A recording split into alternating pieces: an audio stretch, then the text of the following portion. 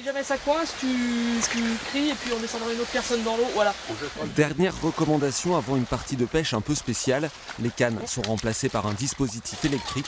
Il s'agit de capturer les poissons pour les compter, les peser et étudier l'évolution du cheptel. Il électrise les poissons, donc ils ne peuvent plus nager de façon coordonnée et donc on peut les récupérer à l'épuisette avec les deux opérateurs qui sont à l'épuisette de chaque côté de mon collègue juste derrière. Cette opération a lieu ici tous les 5 ans, mais aujourd'hui le contexte est très particulier. Le débit de la rivière début juillet correspond à celui d'une fin de mois d'août. Entre sécheresse et canicule, le milieu aquatique est en souffrance. Le président de la Fédération de pêche participait hier à une cellule sécheresse en préfecture où le sujet préoccupe. Nous sommes là aujourd'hui sur la Briance et effectivement en aval il y a des captages pour l'eau potable. Donc s'il n'y a pas d'eau ici, ça pose un problème pour le consommateur. Ah, si un jour il n'y avait plus d'eau sur la Vienne et sur la Briance, c'est certain qu'il y aurait un gros problème de consommation. Et c'est pas de la science-fiction? Pas du tout. Pas du tout, et quand on regarde ce qui se passe depuis 4 ou 5 ans, je dirais que ça donne raison aux scientifiques qui avaient tiré la sonnette d'alarme un petit peu plus tôt.